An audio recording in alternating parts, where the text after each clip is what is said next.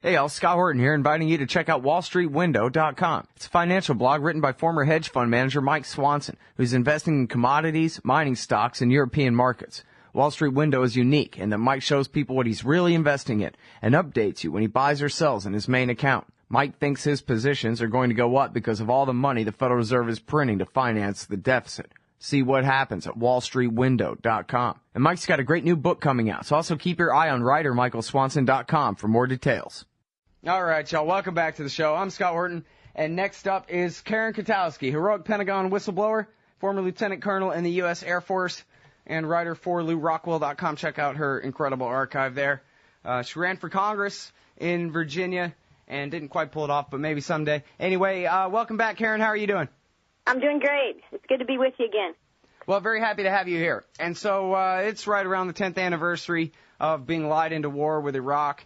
And it occurred to me that there are a lot of people listening now who were just kids then, or at least they were living a whole different lifetime then. Maybe they weren't paying any attention at all. Maybe they only found libertarianism because of the Ron Paul campaign or something like that. And now they're paying a little bit of attention. And I thought, man, I really ought to get Karen Kwiatkowski on the show to tell her first-person account of seeing those who lied us into war with Iraq do so, and you know, maybe she could tell us why they did it too. So yeah. I guess first of all, can you start off with explaining? Oh, you know what? And let me say real quick here too before I turn the mic over to you, Karen, is I want to recommend people.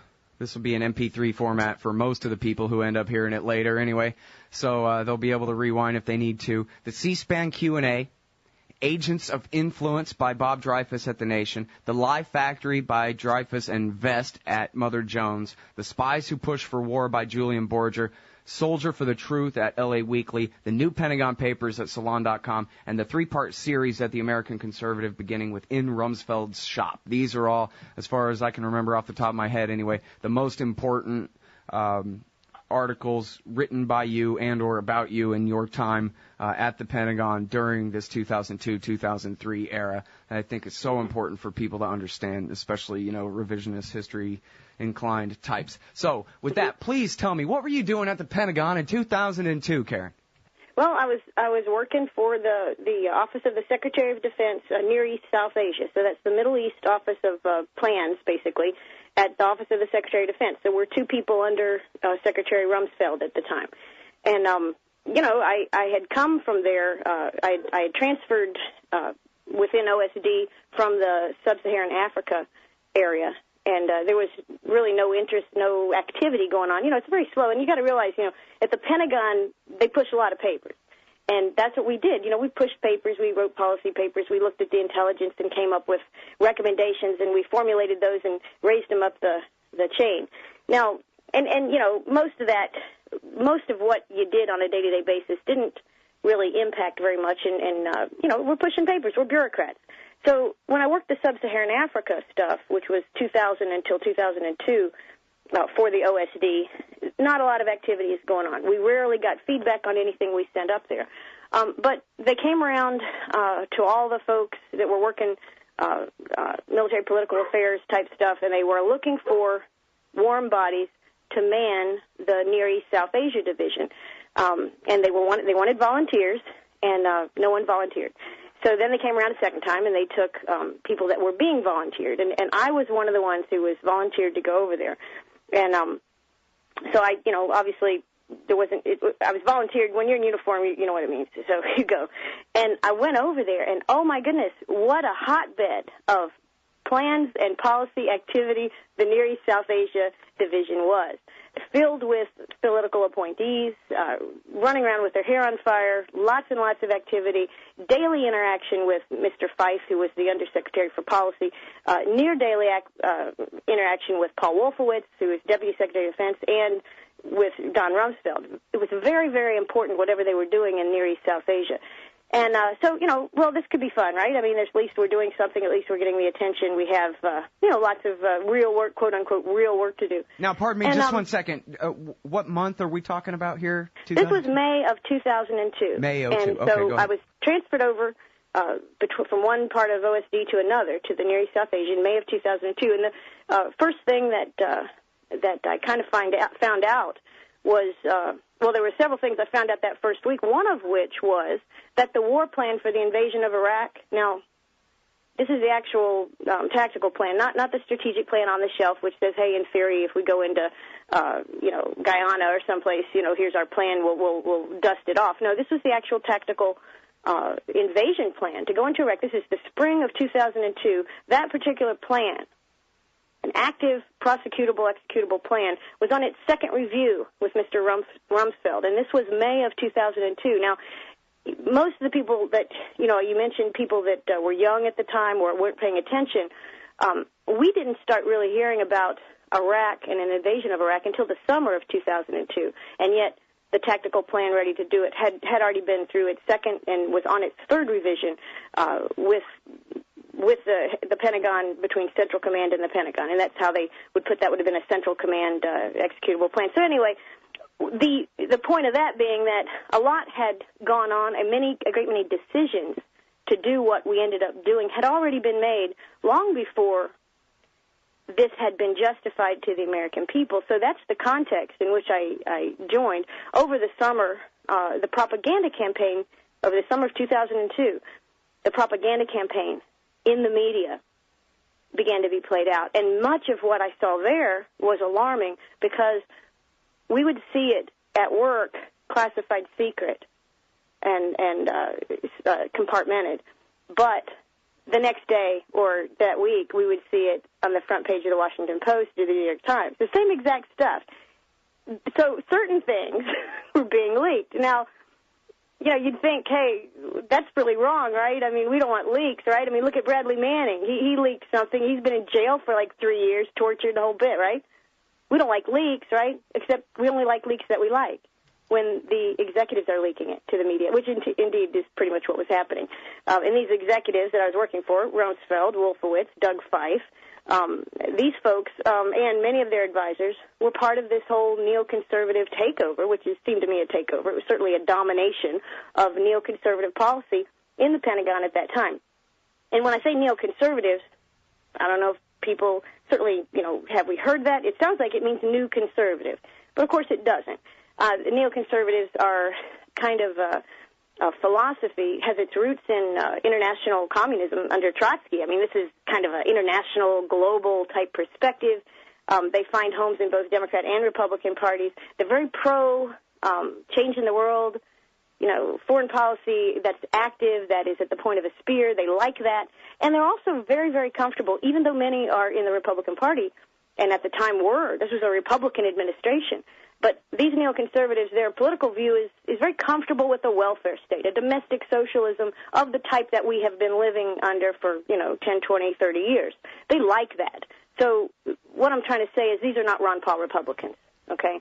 They worked for Bush, but they wanted war.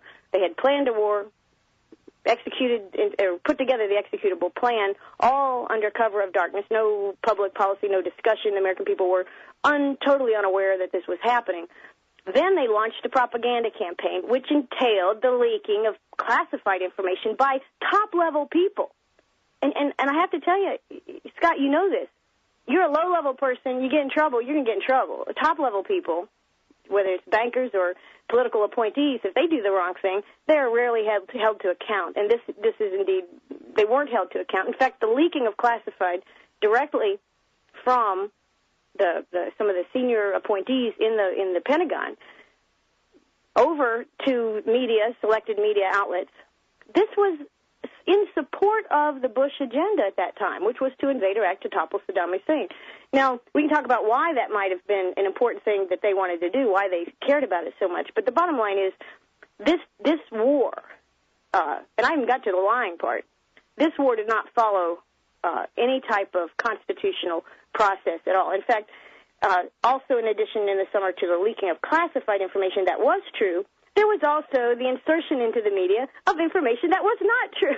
In fact, this is what really, got me a little bit in that summer.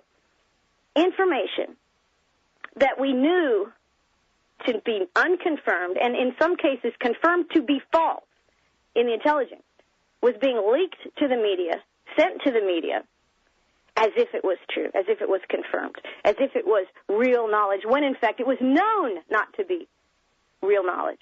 And things like, the yellow cake story, which we heard about later, and again, if it's new to you, later after the invasion happened, a great number of articles were written and people came out and talked about, oh, well, by the way, this didn't happen and this wasn't true. But in the summer of 2002, there was very little in the way of a public challenge to a lot of this false information. So they had developed in the summer also an office of special plans, which was dedicated to kind of promulgating the storyline. And again, none of this has to do with defense. Just as we know today that Iraq, and I would say Afghanistan as well, have nothing to do with making America safer. It had everything to do with employing people, pursuing an international agenda of some sort. There's a number of, putting Iraq's oil back on the dollar as opposed to the euro where he had changed it. I mean, there's all kinds of things it had to do with, but the real fundamental reasons for this were never really explained to the American people, and lies were put forth. Saddam was developing nuclear weapons. Saddam had weapons of mass destruction. Of course, the joke was, yeah, we know because we have the receipts. We kind of forgot the fact that we worked with Saddam for years and years. He was our guy in Iraq for many years. None of that needed to be mentioned to the American people. It's just he's a bad guy. He's doing evil things. He's going to put WMD and chemical warfare over St. Louis, and we're going to wake up to a mushroom cloud, I think is what Condoleezza Rice said, if we don't take out Saddam Hussein. All of this information, all this propaganda that was put out by the people I worked for, by my organization, okay, which, of course, that's pretty shocking, and that kind of broke my heart in many ways. All of this information was aimed at drumming up support for the war, and I would say probably 65% of it was bald-faced fabrication and lie. So, you have this. In the fall, of course, the drumbeats for war continue to go and go and go, and certain, and this is just of some interest, many people knew what was going on. Some generals, like General Zinni, Anthony Zinni, who has since retired, stood up and said, hey, we need to slow down. We need to actually look at this information. I suspect much of it. He was a former commander of CENTCOM, and he said, I suspect much of this is not true. It does not jive with what I personally know and was exposed to. Respected Marine general. So what did they do? Well, they let him go. So if you criticized it in the system, you were let go. Anyway, so the fall happens, and then in the spring, now we have the anniversary. We invade Iraq on false pretense, based on lies. The certain folks around the world, certain media domestically, certain independent media, Knight Ridder News Service was one that actually questioned this before the war started. International media had done some of this after we invaded. Then you began to see more criticism, more people coming out of the closet, so to speak, and talking about this. And I guess technically I was one of those people, although I did write anonymous, kind of revealing, I thought, a little bit expose, kind of dark humor about what was going on prior to the invasion. But I had to do that anonymously. Had I not, I would have faced the same retribution that Zinni and everybody else who questioned the status quo there. Anyway, I don't know if that tells you everything, but that's kind of how I remember it. Yeah, well, lots of very important stuff here. First of all, let's get back to what you say about the neocons there for a minute. Nowadays, for sure, people just use that term to mean somebody I don't like or something like that. They do, just means and they forget that neoconservatism has been around for a long, long time, emerged significantly at the beginning of the Cold War, end of the 40s, early 50s. They were, in fact, Paul Wolfowitz calls himself a Scoop Jackson, who was a Democratic senator, well-known neoconservative kind of thinker.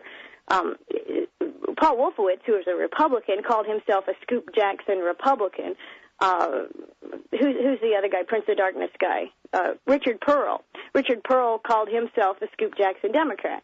So this idea, this philosophy that was really nourished under the Cold War, because that was an anti-communist, a good fight, everybody could get behind it, and it led to, of course, the great buildup of a standing military in this country, a great, huge growth and establishment of our national security infrastructure, military industrial complex kind of thing. This is all nourished by the Cold War and fed by the Cold War. And these neoconservatives their philosophy made it all okay to do all the things we were doing during the Cold War. And what we were doing during the Cold War, and this, again, is ancient history to a lot of people, right?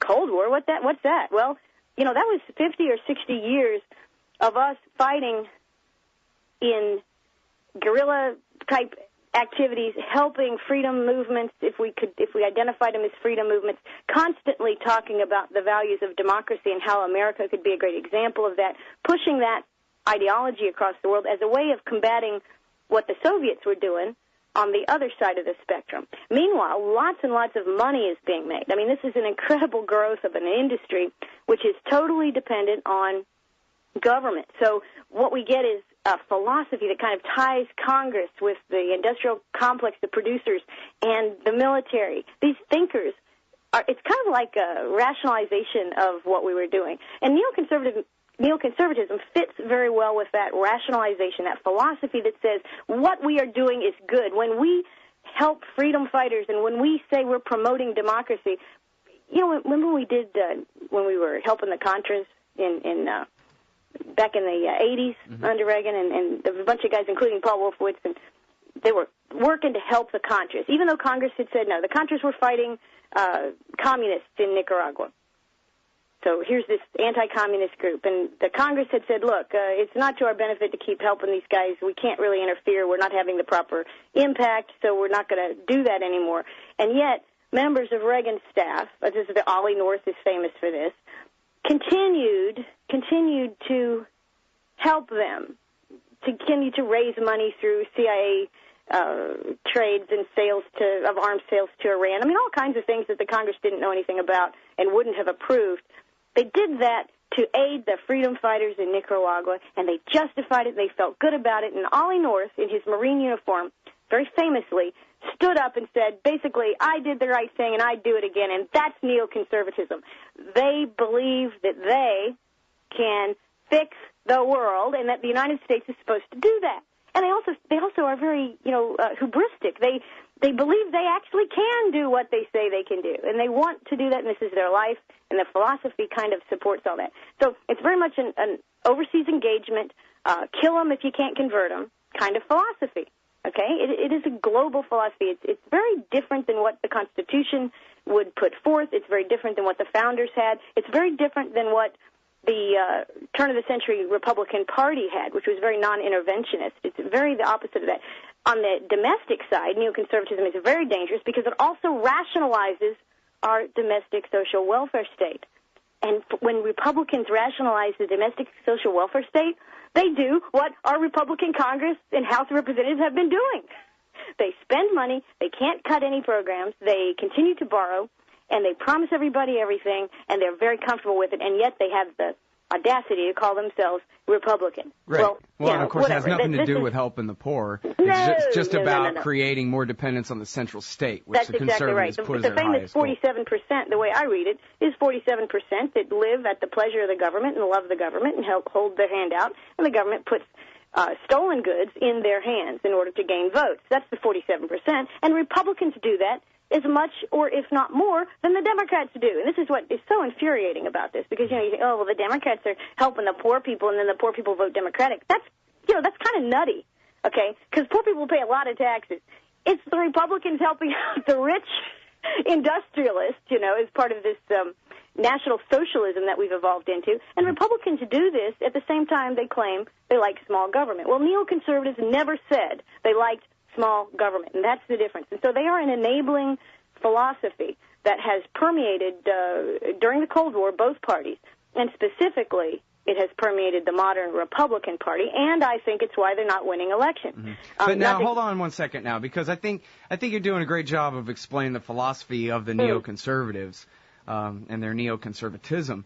Except don't leave out really the network of the actual people, the biographical neocons, because to me, Sean Hannity and John Bolton, they're not neoconservatives. They're just right-wing nationalists who believe and go along with what the neoconservatives also believe, right? But the neocons are actually the people doing Thanksgiving over at the Podhoretz place. That's right. In fact, that's the interesting thing. Although Lenin would not find it surprising at all, and neither would Margaret Mead, whose famous quote says, never underestimate the power of a few committed people to change the world, right?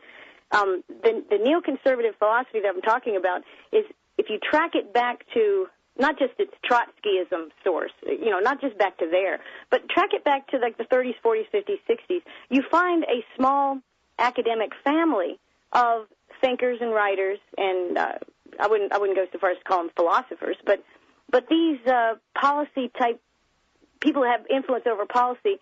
Very small number of people, and they are inbred. It's very highly inbred, married to each other. They have the son-in-law and the nephew and all that. A very small group of folks, and one of the things that unites them, and this is where people who criticize the neoconservatives get in trouble. One of the things that unites the neoconservatives, at least the core of the core producers of that philosophy, the core rationalizers of what it is they want, is a very much pro-Israel position, a very blind pro-Israel position. And one of the things I found out, which of course certainly surprised me as a military member, when I was in the Pentagon 2002, 2003, watching this happen, one of the things I didn't understand, and you asked about this, why Iraq, and why do we have to do it now, and what's the point of it? And seriously, there was no real mission.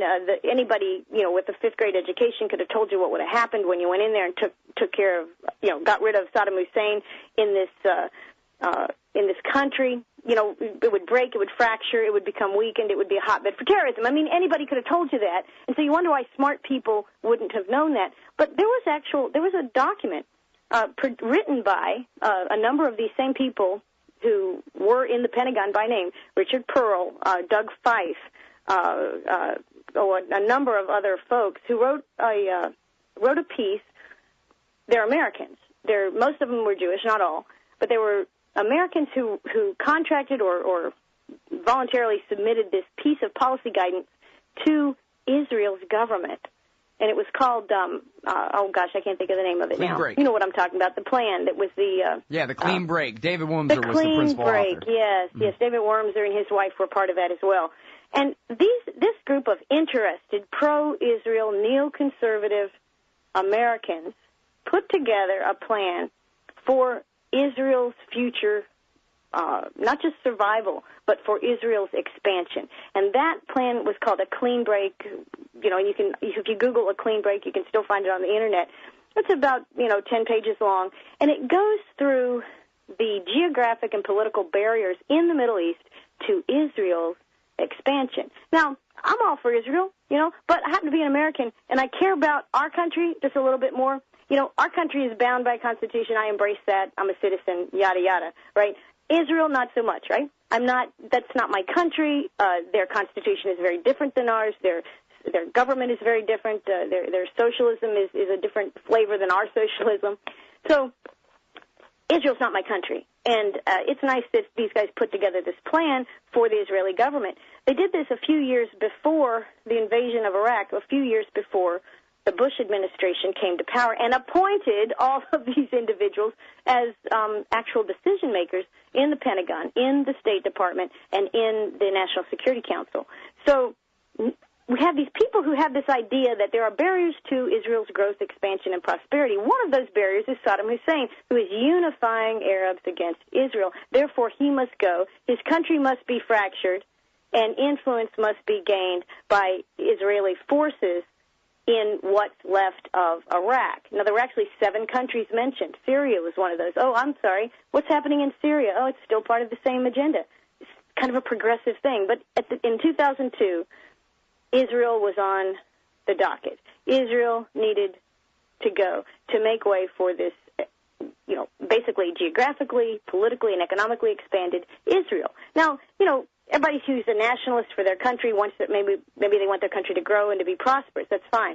But when these people who wrote that particular plan then were appointed by the Bush administration directly into positions of decision-making power, and then this country, with its massive capability to fight wars, whether they're successful or not, remains to be seen, but we have a massive, undeniable capability to fight wars, to blow up things, to cause major destruction. Okay? Here's these people who had this idea, and lo and behold, this whole country followed that plan. Now, if anybody wants to read some history, I wouldn't call this revisionist history. Go back and read the Clean Break Plan. Go back and look at what we did in Iraq and what we're doing in some of the neighboring countries. Sudan was on the list. Egypt. Syria. Iraq. In fact, I think before the war, Chris Matthews challenged Richard Pearl, or maybe it was even Tim Russert on the Sunday morning show, said, can you assure us that what you're pushing now doesn't have anything to do with this Clean Break thing from 1996? So... Yeah, you're right. It's not revisionist history. It's real time from then. And by the way, pardon me, Karen, real quick. I just wanted to clarify. You said Israel was on the docket to make way for Israel. You meant Iraq was on the docket. I meant Iraq. I didn't mean to misspeak there. Yeah. Sure. Iraq, I just wanted to clarify.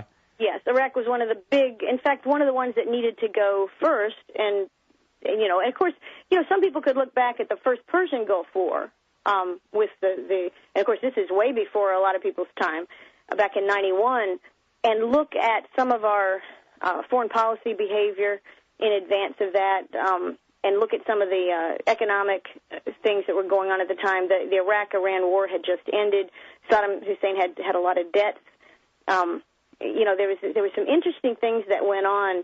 I know April, what's her name, the U.S. ambassador to Baghdad at the time, took a lot of heat. Took a lot of heat for her behavior, which seemed to encourage Saddam Hussein to invade Kuwait, whereupon this united war machine, led by George Herbert Walker Bush, launched in there and smacked Saddam. And it's hard to say that, if that wasn't also driven by some of the same things, because really, it's sad to say, but, that oil that Saddam was producing, we weren't. It was mostly being sold to. First off, it was being constrained by embargoes and economic, limits that had been put on him. But most of it was going to Europe, and it wasn't a huge amount. His oil fields were in disarray. It's not like, we have to have oil. It's the Carter Doctrine. We've got to protect our oil. It's not really about that. Oil is a part of it. The petrodollar is even a bigger part of it. Faced in the dollar, but. It's hard. This obsession with Iraq has gone on for a long time, and it has always been hand in hand with the neoconservative thinking on that part of the world, which is overwhelmingly biased towards not just Israel as a country, but the Likud side of Israel's government, which is, of course, in control now and was in control then. So. This is something that, and none of this is revisionist. This is all, just check it out. This is all, it's all there. Okay, now, and let me ask you, Karen, real quick here about, specifically on that issue. There are two articles which I mentioned at the top of the show. One of them is The Spies Who Pushed for War by Julian Borger in The Guardian, and then Agents of Influence by Robert Dreyfuss at The Nation. And both of those indicate that there is a separate Office of Special Plans. Perhaps the original Office of Special Plans was created inside the Prime Minister's office, inside Ariel Sharon's office in Israel. Apparently, maybe this is oversimplifying. I'd ask you to clarify as best you know, firsthand and secondhand about this part of the story, but that he had a problem with Mossad the same way that Bush had a problem with the CIA, and that was that they'd lie some but not enough, and they needed more and better lies to get the Americans into this war. And so they produced intelligence, quote-unquote, intelligence in English in order to funnel through what was later called the stovepipe, straight through the neocons in your proximity there at the Pentagon and into the Vice President's office. Yeah, that's right. In fact, our boss, our immediate boss in Near East South Asia, appeared to work as much for Dick Cheney as he did for Doug Feith. Dick Cheney being over, obviously the vice president, and the national security, Scooter Libby, head of the, I think he was Dick Cheney's chief of staff. They had almost their own intelligence operation over there, and we sent tons of stuff over there, almost directly, and certainly much of it raw, if it fit the bill. We had guys in our office, with their sole job was to look for bits of stuff in the public media that could be reported as confirmation of unconfirmed intelligence, which is not the process that you would necessarily use. So they were definitely ginning up and working to produce a storyline. I didn't personally see any. I was not at the level to really know about any corresponding Office of Special Plans or group like that in Netanyahu's government. I didn't see that. But certainly the road to war was one where we held Israel's hand and they held our hands. And when I say Israel, I don't mean Israel, because most Israelis oppose this. I'm talking about the inner workings of the Likud government and that kind of thing. So we're in lockstep with them. And that's not how America's foreign policy should be made, and that's not how we should go to war. It is tail wagging the dog. It shouldn't happen. And yet I saw it happen. Hey, let me ask you this, Karen. Let me ask you this. Neoconservative loyalty to Israel aside for the moment. Mm-hmm. For Bush and Dick Cheney to, well, never mind, we won't fight about, who won Florida or whatever, but just assuming that they took power legitimacy.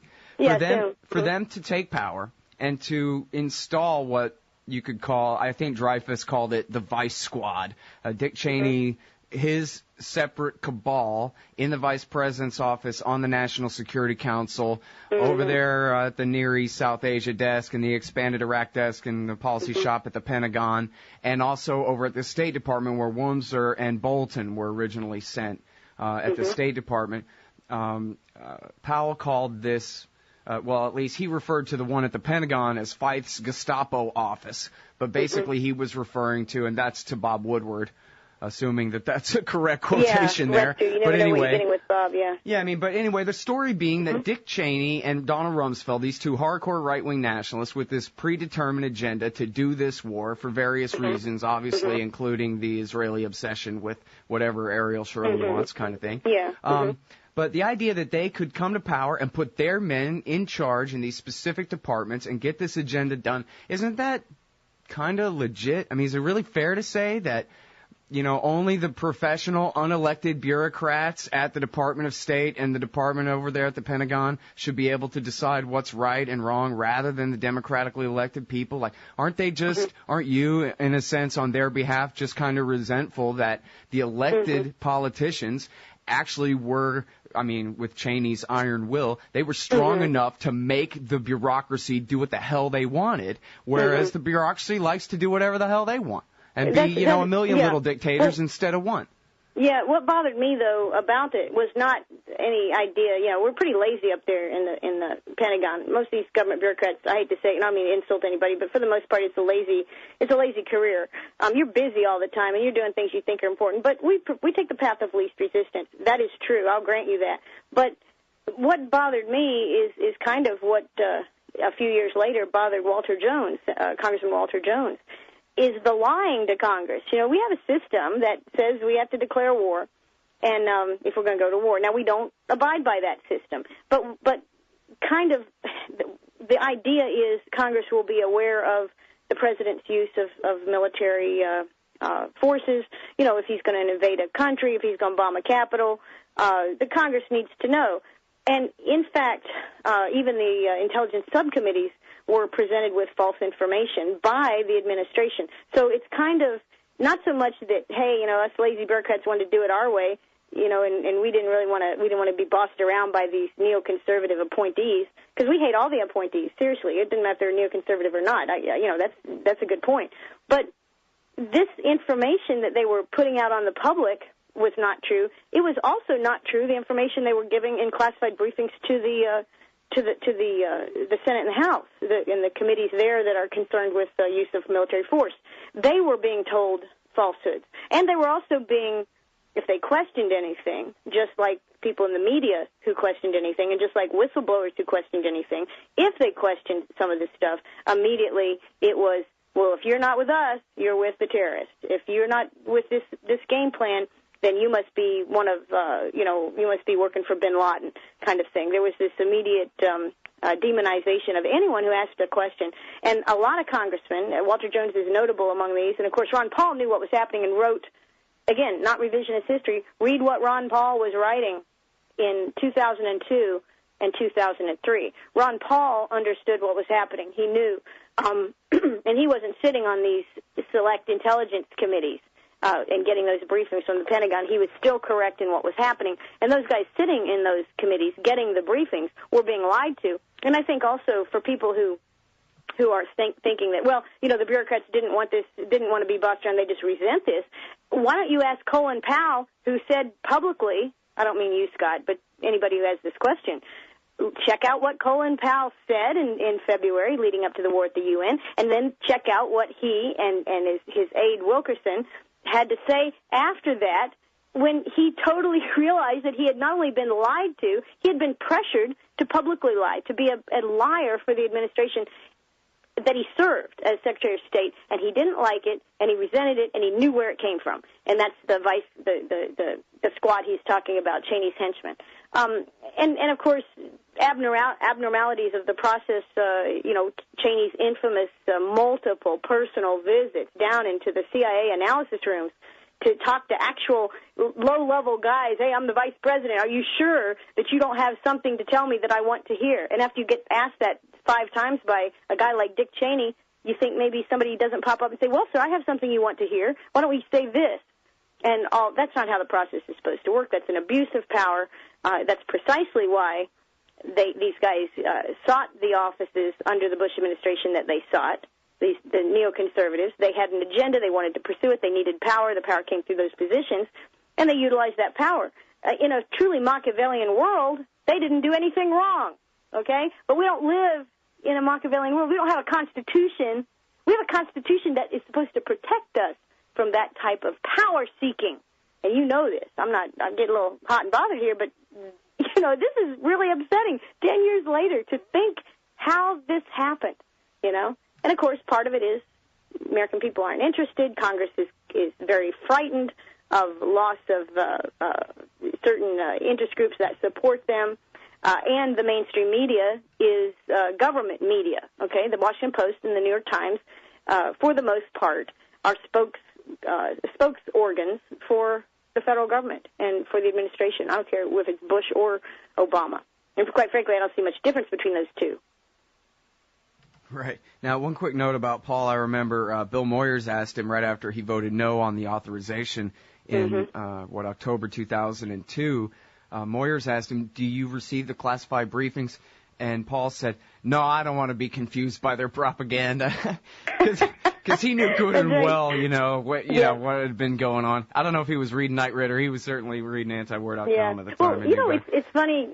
I always wonder how these things happen. And one of the things that I've noticed in the years intervening, since I've been out of the military and just doing different things, trying to think about this stuff, is we have, as Americans, and maybe it's just a human thing, I do not know, but we watch reality TV. We watch, like, Survivor, right, on TV. If you have TV and you watch that stupid Survivor series, right, what are those people doing to each other as they try to survive? They're lying, they're backstabbing, they're forming alliances and breaking them, whatever.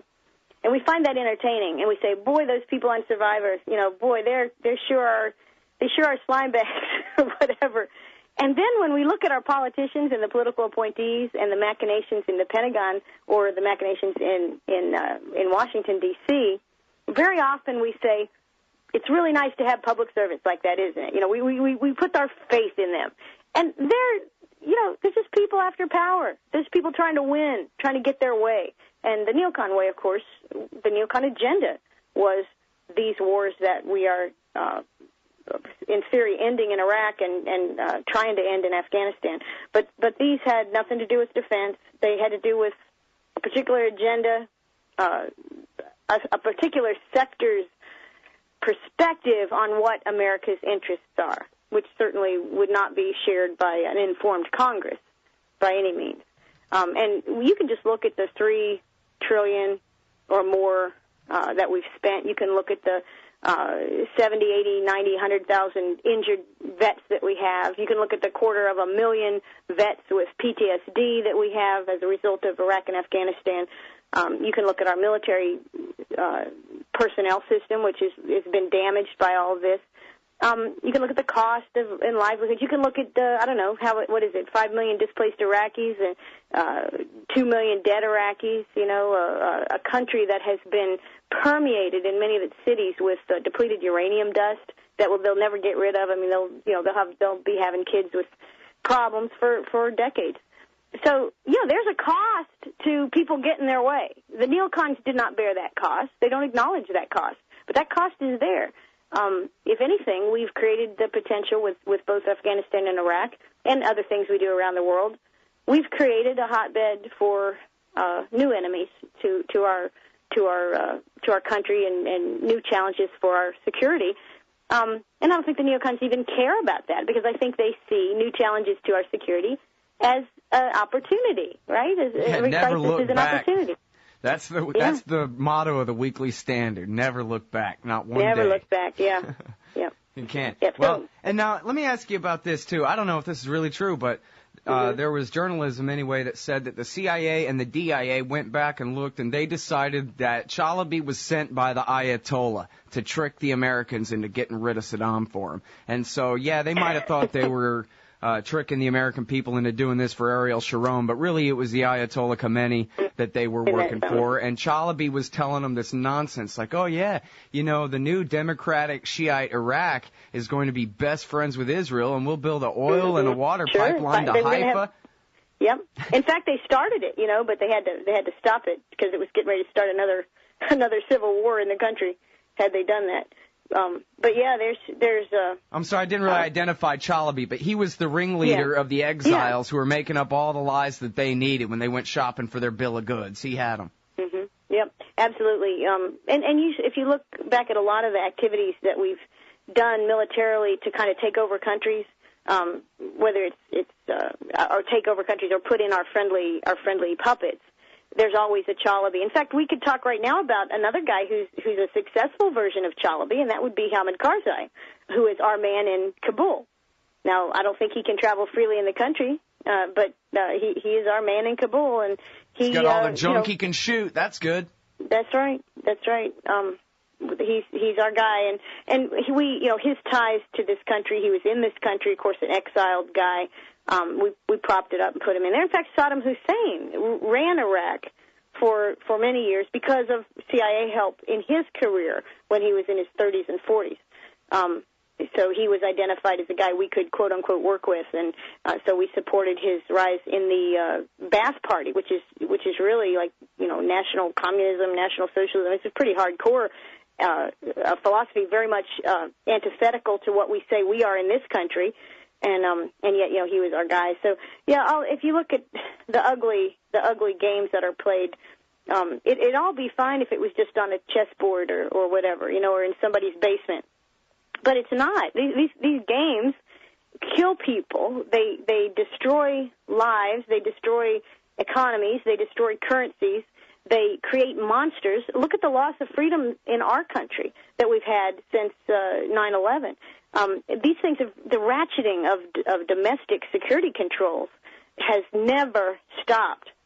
So, quite frankly, you know, it's not a pretty picture. And this is what really bothers me. And I told a group of college kids this the other day on Monday. You know, most of them were not really familiar with a lot of these stories. It's before their time. They were like 9 years old when these things happened. They weren't paying attention. And but they'd all flown on airplanes, and none of them ever knew a world prior to the TSA patting them down and groping them and scanning them and stripping them. Yeah, they have no idea. Normalcy to them is when you fly, you take off your shoes, you avert your gaze, and you do what you're told by some, idiot in a uniform, in a government uniform, who's ordering you around. And if you look at him cross-eyed or make a mistake or blurt out something that you think is a joke, and he takes it the wrong way, or pass gas, you will go and get abused, all without due process. Now, they think that's normal, and I'm telling you, you know, we know that's not normal. It's not constitutional, and yet that's what they've grown up with. And this is part and parcel to a nation that goes to war without thinking about it, goes to war based on lies, and criticizes anybody who challenges those lies. And that's what we have been in this country for probably 20 years. We can go back to 91, make it 30 years, and this is what we do, because we went to war in the Persian Gulf based on lies then as well. And you and I know what those stories are. This is ancient history to younger listeners, but you know, you remember the St. Petersburg Times actually bought the satellite pictures? Right. And they I actually know a guy who was in the Air Force at the time and who personally testified to me that he saw the real American government top secret satellite pictures, and all they showed was empty desert. There was That's exactly right. That's exactly we're referring right. to the bogus Saudi invasion force that was prepared to move at any minute. Sure, but what did the newspapers have in it? They had pictures of mass troops on the Saudi Arabian border. Oh, my God, this whole thing's going up in smoke if we don't invade Iraq now. And, in fact, it was all fabricated. It was all I think lies. that's what they told the king, too. Mm-hmm. Oh, I'm sure. Yeah. Well, and isn't he our puppet? Isn't the House of Saud also part of our process? Well, he's arming the Al-Qaeda guys in Syria for us right now, Karen, so I'd have to say yes. A very loyal subject of the empire, indeed. With that, we got to go. We're all out of time. Thank you so much for your time, Karen, as always. Okay, no, great talking to you. You too. You're doing a great job, and we'll talk to you soon. Thanks very much. Appreciate it. Okay.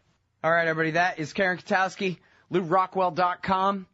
Just check out Columnist. That's the link on the left side of the page there, and you can find her full archive there.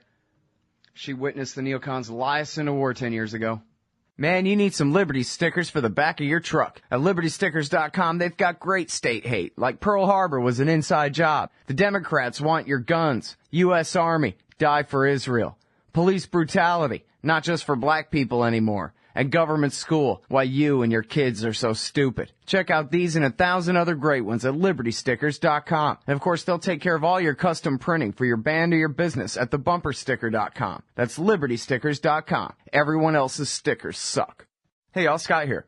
First of all, thanks to the show's sponsors and donors who make it possible for me to do this. Secondly, I need more sponsors and more donors if the show is to continue. ScottHorton.org/donate has all the links to use PayPal, Give.org, Google Wallet, WePay.com, and even Bitcoins to make a donation in any amount. You can also sign up for monthly donations of small and medium-sized amounts through PayPal and Give.org. Again, that's ScottHorton.org/donate for all the links. To advertise on the site or the show, email me, Scott@ScottHorton.org. And thanks. Hey y'all, Scott here. Like I told you before, the Future Freedom Foundation at FFF.org represents the best of the libertarian movement. Led by the fearless Jacob Hornberger, FFF writers James Bovard, Sheldon Richman, Wendy McElroy, Anthony Gregory, and many more write the op-eds and the books, host the events, and give the speeches that are changing our world for the better. Help support the Future Freedom Foundation. Subscribe to their magazine, The Future of Freedom. Or to contribute, just look for the big red donate button at the top of FFF.org. Peace and freedom. Thank you. Hey y'all, Scott Horton here for the Council for the National Interest at councilforthenationalinterest.org. CNI stands against America's negative role in the ongoing Israeli-Palestinian conflict, the war party's relentless push to bomb Iran, and the roles played by twisted Christian Zionism and neocon-engineered Islamophobia in justifying it all. The Council for the National Interest works tirelessly to expose and oppose our government's most destructive policies, but they can't do it without you. Support CNI's push to straighten out America's crooked course. Check out the Council for the National Interest at councilforthenationalinterest.org and click Donate under About Us at the top of the page. That's councilforthenationalinterest.org.